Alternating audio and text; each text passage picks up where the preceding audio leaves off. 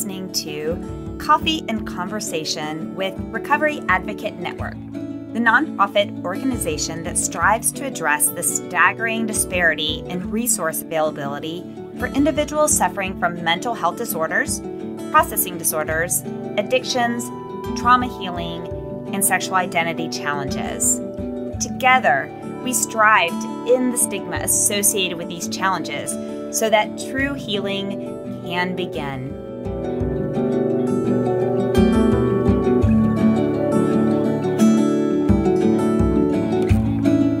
Welcome back to Coffee and Conversation with Recovery Advocate Network. I'm your host, Ange, and I welcome you to episode number 83. Today's guest is Steve Wolfson. Steve is a writer, filmmaker, health consultant, and a dentist. While Steve was in dental school, he discovered his favorite patients were children, and he loved to tell the children stories while working on them to make their visit more enjoyable. However, during dental school, Steve became disappointed with the dental profession, mainly concerned with working with people who could afford treatment.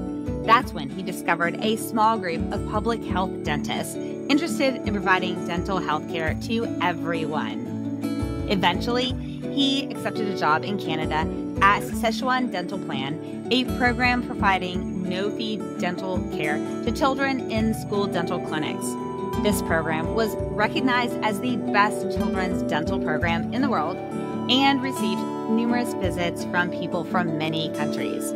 Unfortunately, with a new government was elected, the dental profession convinced them to shut the program down, and once again, they just provided health care to those who could afford it. Steve decided to set off in a new direction, parting ways with dentistry, and as Steve's wife coined the term recovery dentist to describe Steve's journey from dentistry, Steve began a freelance career in writing children's books, making documentary films, health consulting, and teaching. He developed programs for and taught at the First Nations University of Canada and eventually became the dean for 3 years. He also wrote and published his first book, Monster Cheese, which made its way into hundreds of classrooms to be read to young children. Not only was he creating books, but he was also busy being a filmmaker.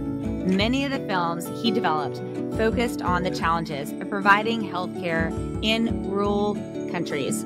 Unfortunately, once again, the same government that shut down the Saskatchewan Dental Plan returned to power and wiped out the film industry of Saskatchewan. So, Steve continued to publish 3 more children's books. He is now focusing on learning how hypnosis and mindfulness can help people strengthen their rehabilitation efforts and maintain a healthy lifestyle. So, you are not going to want to miss this episode, and we need to now begin to talk about our 3 rules of engagement. So, what are they? The first is click. That is, click the love, like, subscribe, follow, and share buttons in whatever platform you're listening to this episode on. And then one more click. Consider clicking to our website, which is www.recoveryadvocatenetwork.org, and then clicking the donate button. Everyone who works with RAN, we're all 100% volunteers, and therefore all the money and the proceeds that we have go towards grants for individuals who are just waiting to receive hope through additional treatment. So you can make an impact today by doing those extra clicks and donating. Any amount is a huge benefit, so thank you for doing that. Secondly, commit to staying for the full episode. You'll definitely want to hear all the wisdom that Steve imparts upon us and all the journeys he's had. And of course, his motivational quote. And that final C, well, duh, it is our coffee. So sit back. First off, fill up your coffee, sit back, relax, and let's get started. So listeners, good. I'm excited to have Steve Wolfson here with me today. He is rescheduled with me because many of the listeners know I have been sick repeatedly for the past couple of weeks. I moved back to Atlanta and I seem to not be sick right now, but it's good. I'm really grateful to have you here today. So Steve, I'm going to shut up like I normally like to do at this point and let you introduce yourself and tell us why you're here today. Okay, well, in order to describe my kind of life path, maybe shortly, um, I'm a chronic malcontent, and that's kind of what's pushed me forward. I've figured that out somewhere along the way that I've been trying to do various projects and interested in various things, but I finished one and I want to move on to something else. So I think being a chronic malcontent is what's pushed me forward. I was born in Omaha, Nebraska. And then when I was 11, we moved to Florida, St. Pete Beach, which is quite a difference from Omaha, And in a lot of ways, it was like going to paradise. But along the way, when you're there long enough, you find out there's pirates in paradise. I mean, everything isn't always as it seems. And anyway, then I started to move north. I went to school in New Orleans, went to Tulane, and then off to Philadelphia, the University of Pennsylvania, where I became a dentist, got a dental degree, and headed up to Vermont for a year. And then I had a chance to come up to Saskatchewan to work in a dental program that had just started up here. And it was really the best job in the world I could have ever had as far as dentistry goes. And it went on for, I guess, about 9 or 10 years. And they decided that the program was, enough, and they'd gotten rid of it. And so I kind of moved on. And since there wasn't a dental job that I was really as excited about, I moved on into other things. I was really interested in making documentary films and writing children's books. So my first children's book was Monster Cheese, which actually I guess it was published back in about 1985, and it did pretty well. It was an interesting book, and I'm meeting, second, third generation people that are giving it to their grandchildren who, and stuff like that. So that's pretty cool. And the reason I'm here today was my latest book is called Auntie Jane Knits Up a Storm. And that's a book that is really, it's about grief and healing. And it didn't start out that way. It's a lot of my projects surprise me, and then they kind of go their own direction. So the way that book came about was interesting. And I've learned a lot about grief and healing. Wasn't something I thought I'd be getting involved with, but here I am talking to you because of it, and it's great. I love it, and it's I'm interested in where we go with our conversation today. Well, I am as well. And I was sitting here thinking, I was about to say, and I am going to say that I'm passionate about the topic of grief and healing. And that feels weird to say I'm passionate about the topic of grief. I'm passionate about talking about grief because so many individuals have no idea how to talk about it. It's one of those topics of grief that is often put under the rug, or individuals talk about it in a way that's not comforted and healing and compassionate and doesn't allow that sense of community and warmth and empowerment and all of the words. And so I'm excited about that. However, I didn't stop us when we started to talk about Mozambique and our travels around the world. So I want to take a quick detour, because I often find that people who are never satisfied, as you said earlier on, they want to make an impact in lots of areas of their life, as I can already tell being a dentist in the new children's books. You often don't find those two things together, which I love. So tell me a little bit, though, about your travels around the world and why that piqued your interest so much. Oh, boy. Yeah.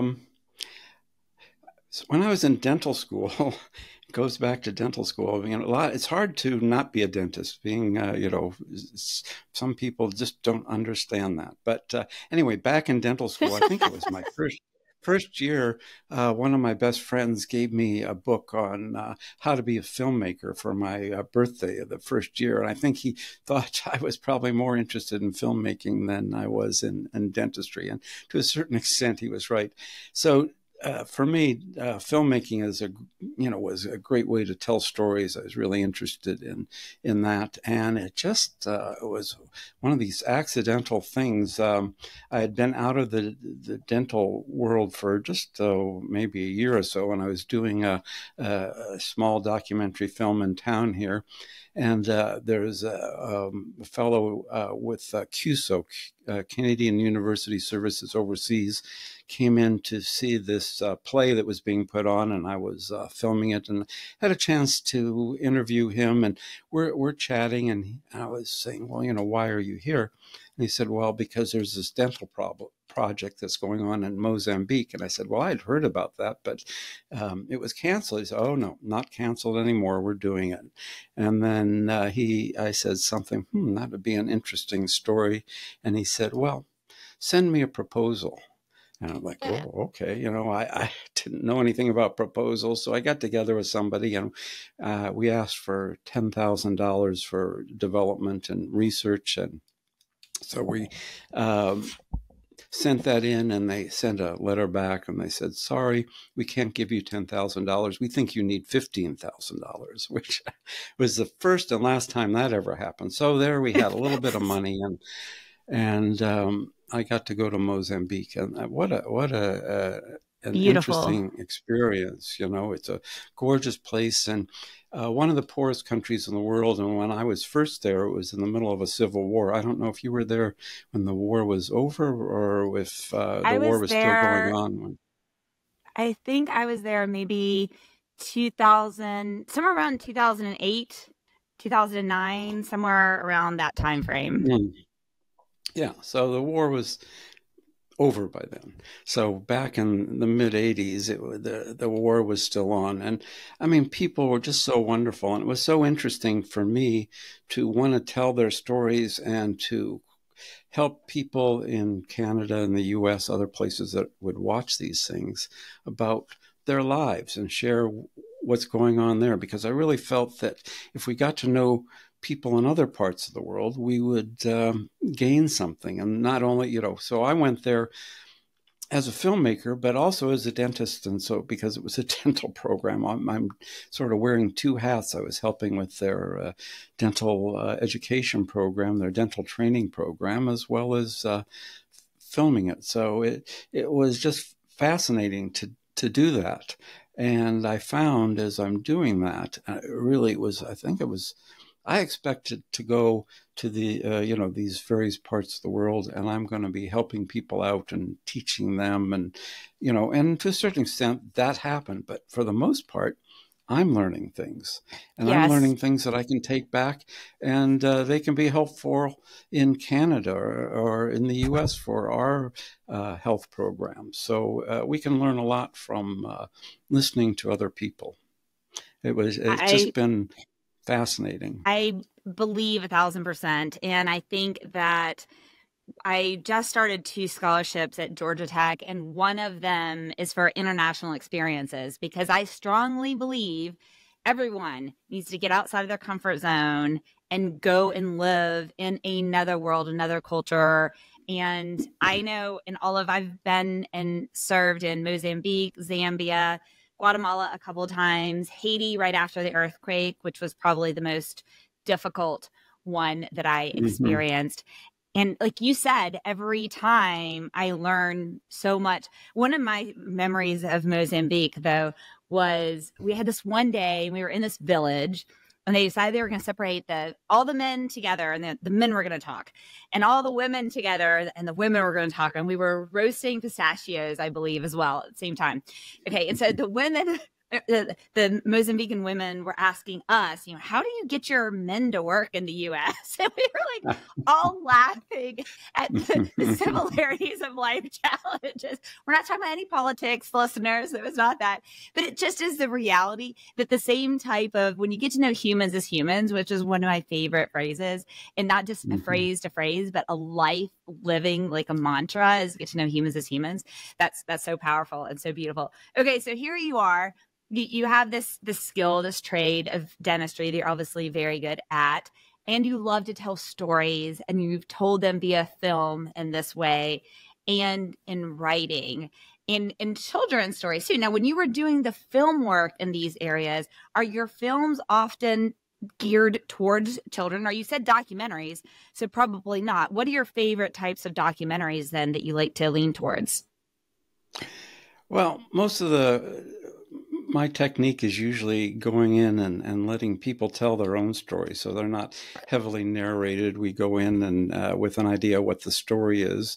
In Mozambique, we're looking at I did 2 films in Mozambique, and the first one was a dental film, so, which is interesting. But yeah, so we were looking at how these dental therapists in Mozambique were working and working with communities and trying to help the communities understand the importance of dental care and things like that. And then part of what was interesting to me is the intercultural thing, the bringing Mozambicans and Canadians or Americans together.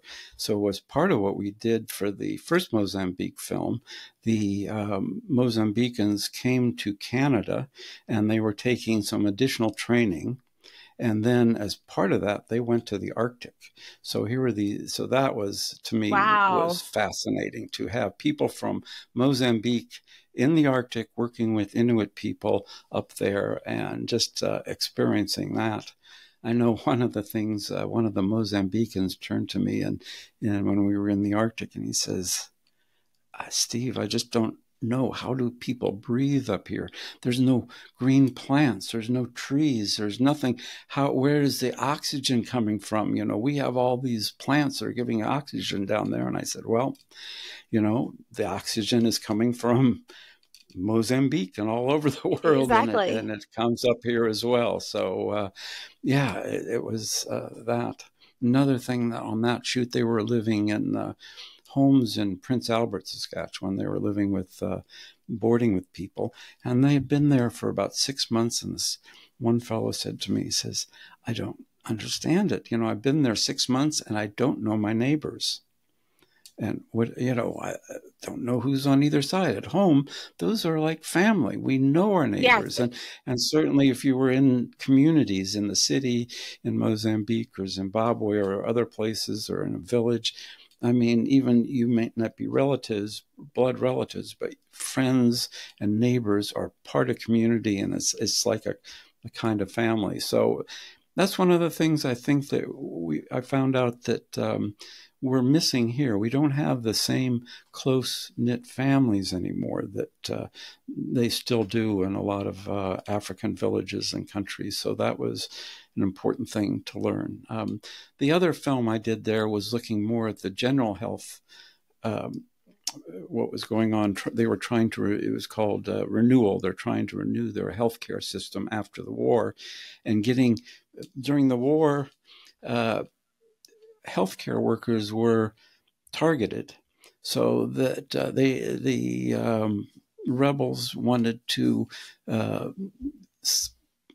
scare health workers off, because if health workers are there, then they're making, then the government is being seen in a positive way. So they would kidnap them and kill or maim these healthcare workers. So a lot of healthcare workers didn't go into the villages, and you can understand it. So this was now getting the healthcare workers back to the villages. And it's interesting because the people that I was filming did exactly what you were talking about. One thing that they did in almost every village they went into is they would divide them into men and women and have that men and women talk. And it was quite Yes. fascinating because the women work really hard, and a lot of the men, well, they have their things to do, but they can be down, hanging out with the guys, having a beer all day, while the women are getting water, carrying it for, miles on their head, heavy buckets of water. They're pounding, the corn into flour. I mean, women are working, and the men, well, they're not as much. So anyway, Yep. it was interesting how to get them to talk about that, and very interesting technique. Yeah, that was just some of those experiences. It's interesting. It's Yeah, been great. I treasure those memories, and I love I love when those pop up on my phone and I see the photos and I think about those moments, because those are moments, I mean, living those moments, it'll literally change the way I view the world and view people. And I mean, even you can think of many cultures within the US. My boyfriend he's Indian, but he was born in California and lived in California almost his whole life. He's made the venture to move cross country to Atlanta. And so on Friday, he's with my friends. We're sitting out on the porch and I'm explaining to him in the South how amazing front porches are. And you don't really have those in Northern California where we live. People also in our area, in the area he lived in, didn't know their neighbors like that. Like, it just wasn't, versus here in the South where we live in Atlanta. Yes. I mean, I actually was almost late because my neighbors were texting me because there was a loose dog outside. It's really hot because it's hot in Atlanta. And I'm out there and I'm like, okay, here's water, here's a leash. And when you're returning it, don't ring my doorbell because I have a podcast interview going on. Yeah. The idea of front porches here in Atlanta, and my boyfriend's like, there are mosquitoes, there are cockroaches here, and what are these front porches on this other side of the country? I'm going back to California. Well, I hope he's not saying that, but if he listens to this podcast, maybe he'll tell me later if that's what he's saying. But anyways, I think that what those are like beautiful things, and then also the idea of being able to learn so much about individuals through the act of storytelling, which you've been knitting that through, as you said before, into these children's books. So the Monster and the Cheese, what was the first one that you said that you wrote? Monster Cheese.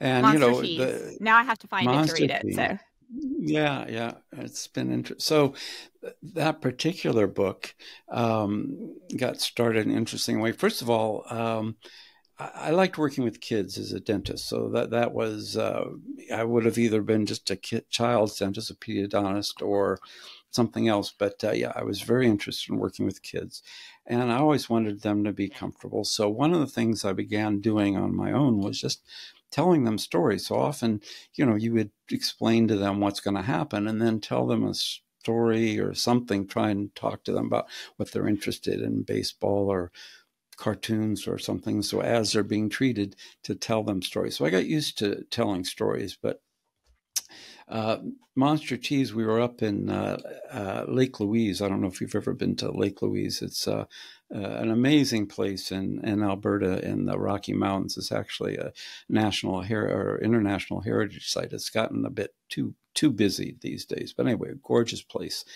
And there is a hike that you can go up to a tea house that's way up and looking down on the lake and the waterfall, and it's just gorgeous. And the only way to get there is to hike up.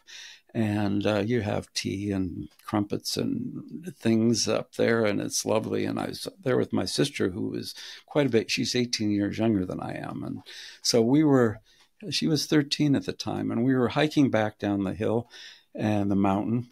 And there were wildflowers, and so she bent down to smell a wildflower, and she sneezed and, almost fell over, and it was funny, and we were laughing. And so I just said, Ellen, you sneezed a sneeze at Lake Louise, and okay. And then we were going to sneeze a sneeze at Lake Louise, and it probably started a Monster Cheese. It was so big, or whatever. It just came out. And then I had little kids, and they said, okay, Dad, how did that happen? How do you start a monster? So I had to tell them the story, and I kept making up different stories. And finally, I thought, well, I'm going to write this down. And it wasn't all that easy. I had a story I used to tell people. And then once you write it down, it becomes every word is important. And children's stories like a poem. You don't have a lot of words, so every single word is important. So you really have to make, take a lot of care in writing it. And so children's stories can be challenging that way. But I had the story and took it to a publisher, and they were interested in it, and they published it and found the illustrator. And, after that, I went into schools to read new material and all that. And I thought, well, this is easy. I'm going to have number 2 and 3 and 4.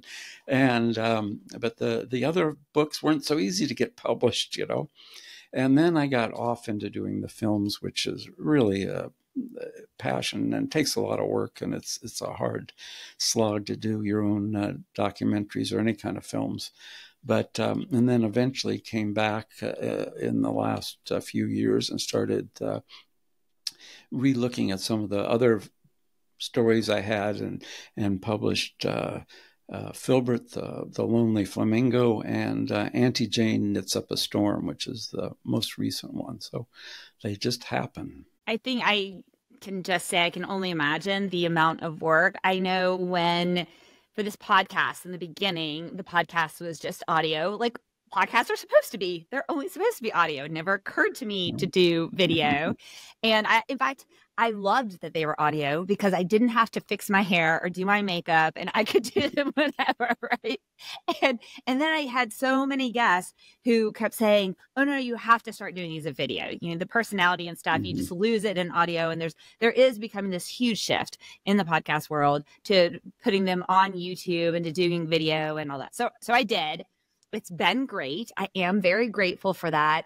But the amount of work just in that, and we release one interview per week and then one Between Lines blog club series per week. So we release 2 per week. And it is so much work just in like the little bit of tiny bit of stuff that we do with it. And then I have friends who are filmmakers. I have a friend of mine who wants to do a documentary on my life because people keep saying you need to write a book about your life. And I'm like, who has time to do that? And I think, oh my gosh, this could take so much time and effort. I mean, just mind-blowing. I think as humans nowadays, we see it on Netflix and think, oh, someone just went out and I don't know, spent a couple of months and easy peasy threw it out there. Didn't realize how many hours upon hours upon hours of film done for 3 minutes or something like that, right? That's filmmaking is challenging. Yeah, well, writing, they're all challenging. But yeah, when you're making films, gosh, I mean, you know, some of the films that took years to plan and finally get funding for, and then when you go off to do them, you know, every little thing is a challenge, and then coming back with, you know, hours and hours of film, and then, you know, hopefully you've got a story. I mean, one of the real challenges as a documentary filmmaker, because you often aren't working with a tight script, is to have kind of an ongoing, you know, main idea, kind of a mantra that you're saying, this film is about this, so you keep focusing on that. So hopefully when you get home, the film you've shot actually does that. And then there are little quirks that happen, like with the Mozambique film. So I went down, the first film, I went down to Mozambique for about 10 days, and I did some initial kind of research and things like that, and came back, and that was enough to convince the National Film Board of Canada to fund this. And so that was great. And then we were going down for the final shoot, and I was there about a week ahead of time. And when I went to pick up my crew at the airport, the plane was late, and nobody knows where it is, and it's like 14-hour flight, and how could you not know where a plane is after 14 hours? Oh, wow. And then and trying to figure out the Portuguese and what people were saying, and I kept hearing things about plane crash, and I'm thinking, oh my goodness, I've lost my crew, or, you know, I was getting really worried about them. Then in Mozambique, a lot of the soldiers are pretty ragtag, and, you know, we're not sure if they even have bullets. You know, they just kind of these old guns and old uniforms. But then these were the stormtroopers came in with the machine guns and nicely dressed and the caps and everything, and they say, look legit. Get down out of the, you know, off the observation deck in the airport. Turns out the president, Samora Machel, had died in a plane crash. And so that's why our guys had been delayed. And so everything was different. Everything is planned. Now the country's in mourning and everything's shifting away. And so we had to work all around that. And then the second film I did in Mozambique, we did 2 weeks of filming, and we had, you know, thought we'd got everything we needed. And I went to South Africa for another meeting because I was interested in doing a film about the coastlines of the world. And so there was a oceans meeting in South Africa in Cape Town. And at some point I went back to my hotel to check on something or get something out of the safe. It was a little camera I wanted to take with me on a excursion. The safe was empty, and all our film was gone. So there's another hole, So that was a disaster. So you learn that's part of when you talk about recovery and grieving and things like that. That's all part of it. I mean, I still grieve the fact that I don't know where that film went. I mean, it's one of the biggest mysteries of my life. And the guy that was producing that one had neglected to get insurance for filming out of the country. So we didn't have any insurance. And he had to finish it because he had taken money from people to do it. And anyway, finally finished it. But and it turned out fine. But, we lost all the stuff that we had originally filmed. So things happen. Wow. It takes a level of resilience and grit and perseverance to get through that. I was just thinking about the ability to write about emotions in children's stories. And one of my favorite books over the past year, I had the distinct honor to interview the author, Sandra Rostarola, of the book, Making Friends with Monsters. I think this book I actually kept trying to email Oprah's team to get it on Oprah's book club. Phenomenal book. I think I think it should be required reading in middle school, but it really goes through the story of 12-year-old Sam learning how to talk about his monsters, which are his emotions, and dealing with them. And it's phenomenal and it's beautiful. And so your last two books are both, and I was thinking a few things that you said that really stuck out to me in writing a book about how, and I was thinking about filming and about how you can film all these hours. Let's just say for a Super Bowl commercial, right? You can film all these hours, all for those important 90 seconds or 30 seconds or something like that. And what you just were saying for a children's book, you can have all of these words, but you got to distill it down to the precise little words, and trying to distill hard topics like emotions, such as grief and things like that, into such concise words that can be soft, that can land soft for a child to understand, is really powerful. So tell us a little bit about those last two books, because from what I'm understanding, both of them deal with emotions, and their children's books, which I think is so powerful, because I want everyone to talk about emotions to our younger generation earlier and earlier. For sure. Yeah. Like you say, every word's important, but when you write it, you come up with these great ideas, and they're in there, and then you're trying to make it shorter and change it and whatever, and you don't want to kill off your great ideas, but because but you have to. You have to learn to communicate with your audience. So, the first, the Filbert, the Lonely Flamingo book is kind of semi-autobiographical, and it's about a flamingo in Florida who does things differently. He loves to dance, but he doesn't want to just do the regular flamingo flutter. He likes to do his own version of flamingo flutter, and he likes to do it at night. And so, he's different, and he knocks over half the flock, and everybody's squawking at him. And he just doesn't have any friends, which happens in various ways for people. So that kind of was where that started out. And then he runs into, or literally a Canada goose runs into him, and he hears about Canada and decides he's going up there because it sounds like a friendly place.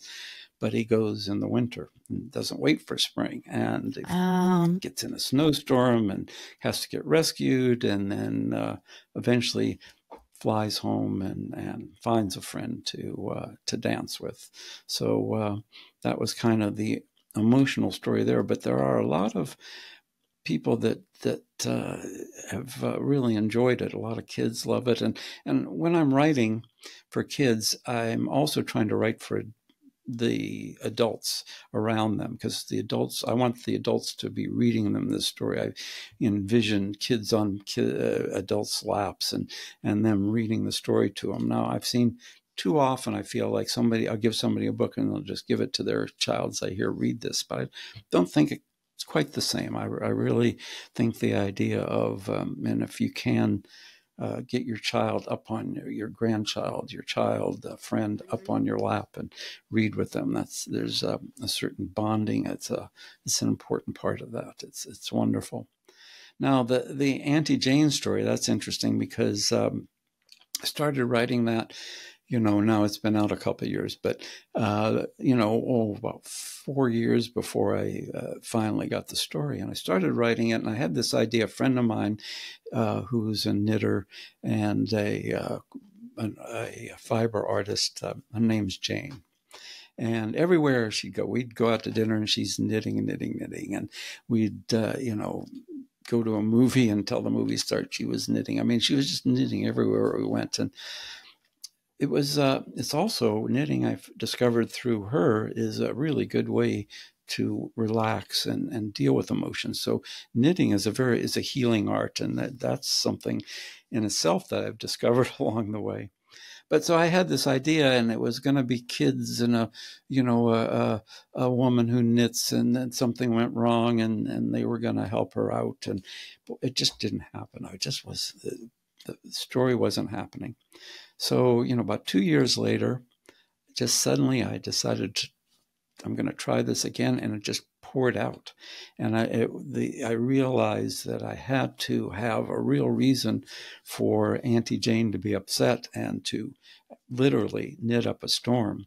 She loses her husband, and she has young kids that are friends that she's been knitting for, and then they help her through this whole emotional state. And so the knitting, literally, like I say, there's a storm, and the cats take it up to the top of the trees and cover the town with it, and it becomes a television event and all these things, which I think are all interesting discussion points about how we deal with things in our society. Sometimes they get out of hand because people from the outside are coming in. But in this case, everybody was drawn into Auntie Jane and the loss of Uncle Wally, her husband, and finding a way to turn things around.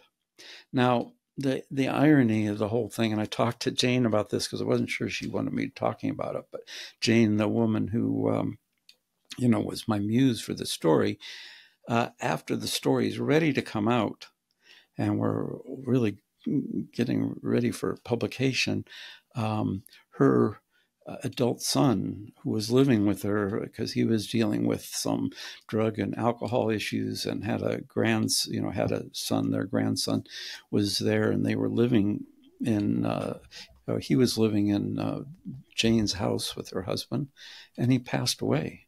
And overdose kind of thing, or alcohol there anyway. But so here was a reality, and this book has helped her, grandson and her, and it pulls things together. But there are realities out there that sometimes hit hard. Yeah, absolutely. Anyway, it's been a fun story. Well, no, I think it's amazing. And I think it is true that different forms of art, I'll call knitting art. I don't know I'm sure there are lots of people that will now correct me and say what it is, but different forms of expression can and are often such healthy, kind of meditative, mindful practices that there's so much there's so much research now that the treatment centers that RAN is around, part of RAN's mission is the reduction of the stigma and the education of mental wellness in all areas of life. So if you listen to our podcast, we talk to individuals in recovery from addiction and trauma, but we also talk about leadership and boundaries. And we have a phenomenal episode that talks about helping young children, 5-year-olds and 3 to 5-year-olds deal with trauma through art, and how parents can sit next to them and deal with that. I love that episode, Tender Place to Land. But along that is the other part is helping individuals who are in treatment that the insurance suddenly drops them, and they're suddenly sent off home or back to the environment. It's very traumatizing, and really trying to focus on raising the funds for those individuals.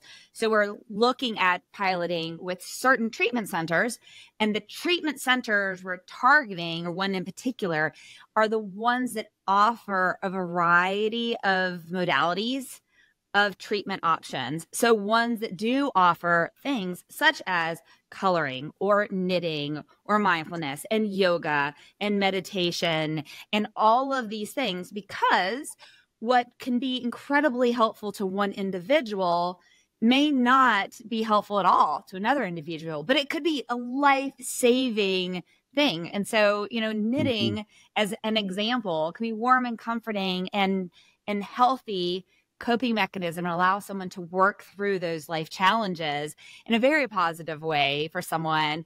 And we want individuals who are recovering from something, in recovery, to be able to be at least exposed to those sorts of things, to have those opportunities. And I love the idea of even children, especially children at young ages, being exposed to all these different ideas of learning healthy ways to deal with what life is going to bring to them. I mean, it's very easy to see on the news or in movies all the graphic, horrible ways to deal with things. We know where those land us. So I love these creative ways to come, and what a beautiful way to teach that. So I think that's pretty awesome. So what's next? One of the things with Well, I was just going to say, one of the things with Auntie Jane is that I'm hoping, a lot of people have looked at it as, okay, this is a book. If somebody is in mourning, this is a good book for them to help them get over it. And I don't, that's fine. But I'm hoping that it would be more of a general book that kids can enjoy. I tried to make it a fun story. Yeah, it's got a bit of a downside, but in the end, you smile at the end, and it has a nice ending, because I think that children should know this before it happens, not wait till it happens, so that they're more understanding of grief and the patterns of grief. The other thing that I'm finding with these last two books is that various adults have liked them.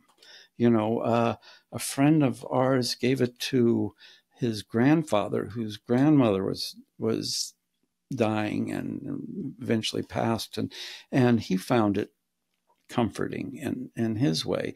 And another friend of ours was in a senior's home, and she was just loving Filbert, the colors and the things. So I'm beginning to think that there might be a market and a use for older adults to read some of these children's stories, because they're comforting and they can relate to them in various ways, and maybe not as complicated as some of the other stories that they might have read as younger people. So I'm finding that quite interesting. So what's next? Yeah, I don't know. Well, you think about what's next. I got to comment about what you just said. I was thinking about one of my favorite books that I received after a very difficult time. My first child was stillborn. And so I received the book, Horton Hears a Who, which has the phrase in it, a person's a person, no matter how small. And that's, and when you go back and read Horton Hears a Who, I as an adult love that book, not just for the fact of remembering my child that I lost was a person, no matter how small, but also reminding myself, I'm in my day job, I'm COO, I run a software company, that every single individual on the teams, regardless of their role, regardless of their title, they are a human being. And I love those types of life lessons that are often placed like the Giving Tree, and some of those that are classic ones that I love, or Oh, the Places You Go, some of those classic ones, right, that I love to just take a step back and think about the solid life lessons in them. And so I think what you just said was incredibly wise in that, is that you don't have to write. I mean, I also love Anne Ryan and her books, but you don't need to write that huge, thick novel to learn some of the core basic phenomenal lessons in life, right? And let yourself enjoy them. I mean, you know, some of us, I think, find it, we want to, we've got to read a certain kind of book because we're in that, in that space. But if a children's book comes in front of you, don't just give it a chance, read it, because they can open something in you. I think there's still evidently a child in me. I think that's what keeps me going. I've still got this inner child that I can express in a way that I can relate to kids still. So I hope to keep that going. Our kids, So you hope our that's what's grandchildren. next. Yeah. There's yet another story, although I am kind of working on a memoir, which is challenging as well. But, some interesting stories along the way. So that's kind of fun to do as well. Any upcoming filmmaking that you're willing to tease? Filmmaking has gotten difficult for me right now. Just our province dropped the filmmaking business a while back, and so it's hard.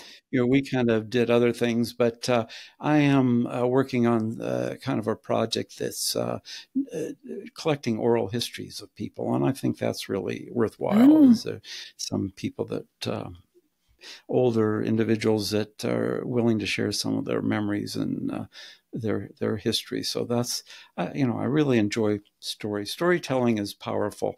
And, the stories we tell ourselves, if we tell ourselves lots of stories that push us forward, and sometimes they're really negative because we keep hearing from people, oh, well, that person's only drinks, or that person only has these problems. And that story is what you're taking forward. But, now sometimes it's time to change that story and make that story push you forward in a positive way. We need to know what's behind us, but I'm for moving forward. And I like your philosophy of using different kinds of modalities that will help healing. And one of the reasons I left dentistry is because I was working in a program that provided care for everybody, for all children at that point, but it was growing it was going to include everybody. And it didn't matter if you've got money or not, there was no charges. And it was done by, a lot of it was done by a dental therapist, which was a 2-year trained auxiliary who can do basic fillings and extractions and things like that under the indirect supervision of a dentist. So the dentist just comes in and checks quality and things like that. And I believe that in a lot of the healthcare areas, our health providers, the health professions, tend to want to just glom onto their area and not share those with other individuals that can really be helpful. And I know, like everybody else, we've dealt with mental health issues and people in our family. And, we need more people that maybe aren't psychologists, but are able to be available for you when you need them, just to talk and to listen and to maybe help you through the complex system, people that even know the system, because the system can be difficult. So yes. I'm really, very passionate about trying to have people care in all sorts of health areas available for everybody when they need it. That's spot on. Mental health, mental wellness is wellness, just like taking care of your teeth and taking care of your heart and taking care of every part of your body. And I am proud of the changes I'm slowly seeing in the environments around me, where individuals are more willing to speak up about their needs and more willing to share. I mean, I have team members that say, oh, I was just talking with my therapist about this last week. And when I have someone who reports to me say that to me, it makes me so happy. Now, granted, I'm easy to say that to because I also run a nonprofit that's in that space. I talk about what my therapist says to me out loud on purpose because I want to make it easy and normalize it, because it should be normal. It is what I believe makes stronger leaders and what can make healthier communities. And so, especially when people from all walks of life can do that, it warms my whole being up. I just get giddy. I mean, I could just explode out of excitement. It makes me so happy. Yeah, it's lovely. Every part of my being.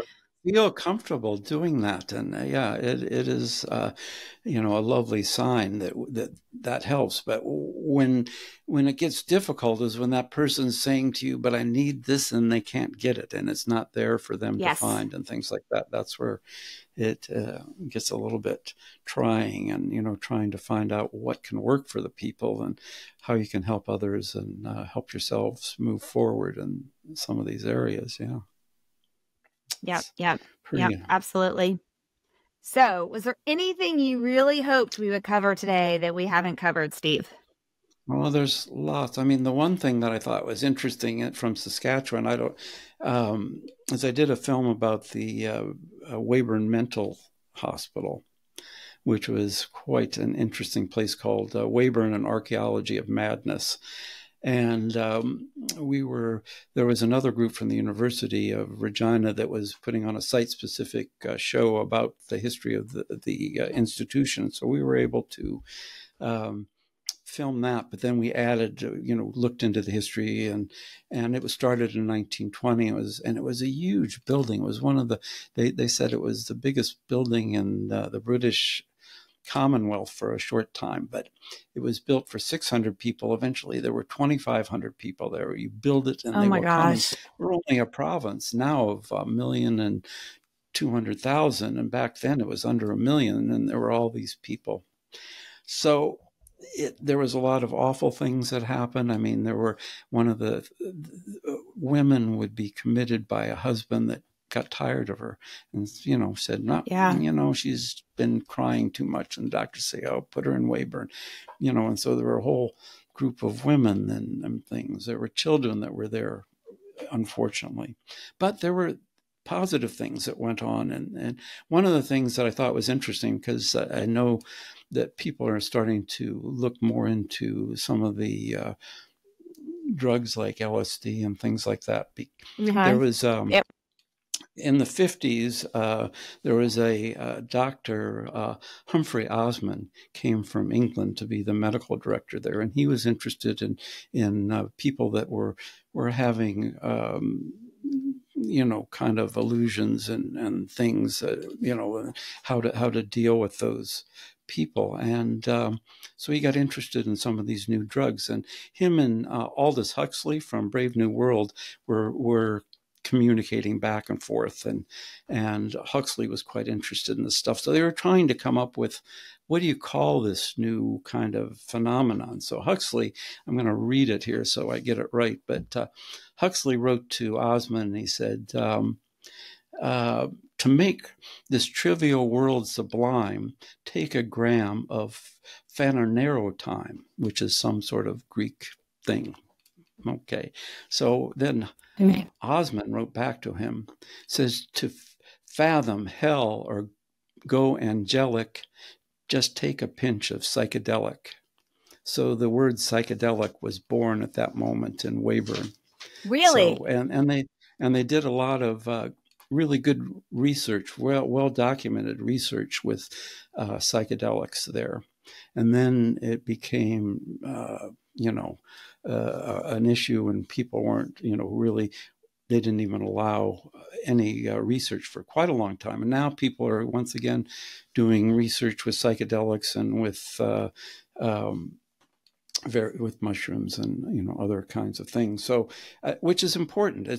It needs to be looked at scientifically, and how we can use it, helping in some of the ways. So that was some of the important work that went on at that place that was lost when it was lost. But then again, you don't want to have those big institutions. So anyway, and there's a lot of people that still need some institution, so it is a challenge. So Absolutely. That's one thing that I found really interesting. But anyway, tons of things. I follow a lot of, speaking of like MDMA, and LSD, and some of the mushrooms and all of that. They're doing a lot of, Ange Huberman talks quite a bit. He has several episodes on his podcast where he talks about it, and quite a few studies coming out of Stanford working on it, quite a few specifically dealing with PTSD.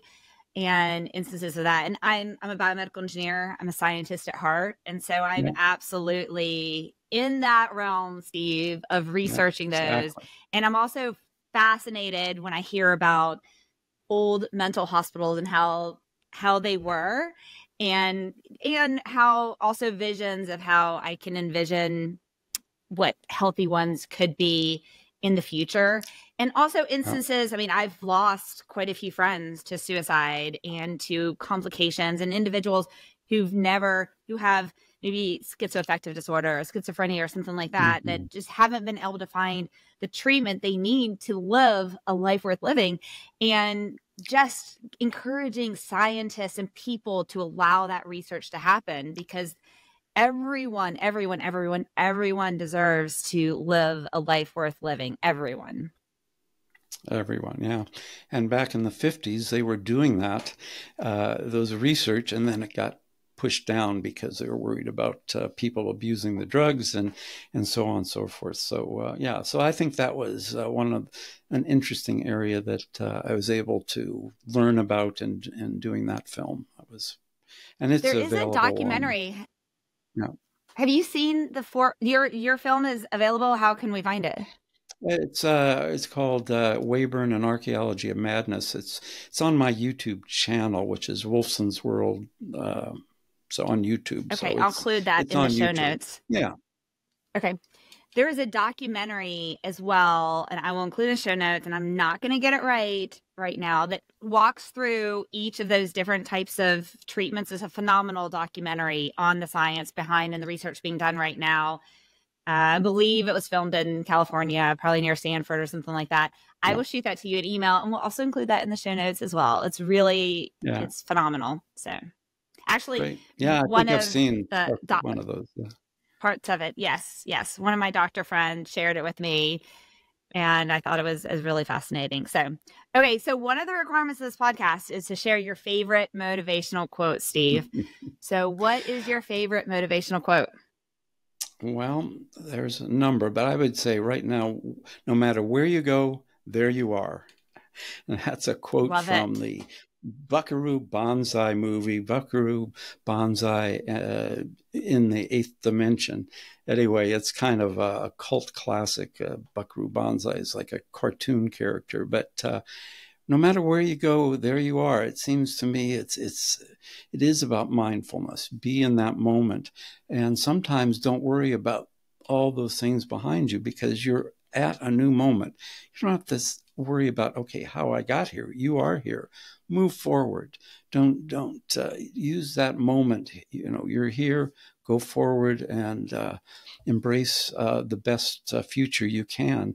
Even if it's a small change, you know, you don't have to make that big change. Okay, I don't have to, totally change my lifestyle tomorrow. But if I think of one little thing that I can do that's a little better as I move forward, or make a decision that's going to be better for the world. The other thing, I did work with a lot with First Nations people, Indigenous people here. And one of the things that they say is always consider the seventh generation when you're making a decision. You need to think about how is that going to impact 7 generations from now. And, if we did that in our world with, just think about, if we thought about how is this going to impact the mental health of people? How is this going to impact their physical health, their emotional health?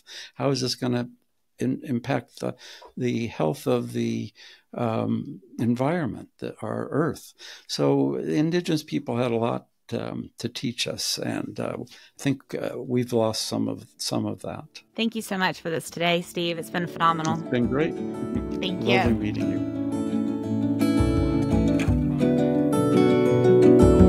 Thank you for joining us today with your coffee and conversation. We hope you've been encouraged and learned something from today's story.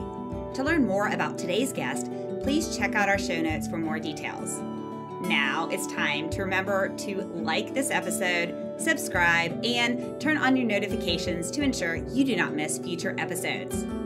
Recovery Advocate Network envisions a world where individuals with mental health challenges receive comprehensive and effective treatment without the worry of financial burdens to themselves or their families, all without the stigmas often present in society. We are proud that every individual working with RAN does so on a 100% volunteer basis. You can support the mission by making a financial donation via PayPal or Venmo, or email donate@recoveryadvocatenetwork.org if you would like to donate items for our next fundraising auction. Please visit our website at www.recoveryadvocatenetwork.org to learn more. Now, stay in the loop about upcoming events, future episodes, and more by following us on Facebook, Instagram, Twitter X, TikTok, LinkedIn, and all major podcast platforms. As a reminder, the experiences and advice expressed in this episode are the host and guest's own personal stories and do not represent the opinions of any organization mentioned. RAN is passionate about opening the doors for all voices and experiences, not just those expressed in any particular podcast. If you want to share your experiences or expertise, we encourage you to be a future guest by emailing us at podcast@recoveryadvocatenetwork.org or submit a blog by emailing blog@recoveryadvocatenetwork.org. We also encourage you to comment on the episode so that we can continue to provide content that is most beneficial to the community. How do you do that? Visit our website at www.recoveryadvocatenetwork.org, and in the top right corner, click that comment button and comment. So listeners, what do you need to do? Pause what you're doing, subscribe, follow us. Please give us a like and a 5-star rating, write some meaningful comments, and most importantly, share these episodes with your friends.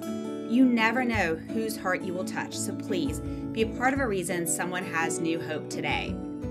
If this episode was triggering to you, we encourage you to contact your support system, therapist, national and community support groups, the Global Crisis Text Line by texting 741-741, and or if in the U.S., dialing 988 to reach the Suicide and Crisis Lifeline. If you're in the U.S. and need additional resources such as shelter, support group resources, transportation, food, and or a safe, confidential path out of physical or emotional domestic abuse, please call 211 or visit www.211info.org for assistance. Now, we know you are very busy, and we are grateful that you said yes to sharing time with us today. If you stuck to our 3 C's of engagement and listened to the full episode, then visit the podcast section of our website and leave the comment about the podcast, and you'll be entered to win an autographed copy of one of the books from one of our book club series, as well as a Coffee and Conversation coffee mug. So thanks again. Until next time, back to your coffee.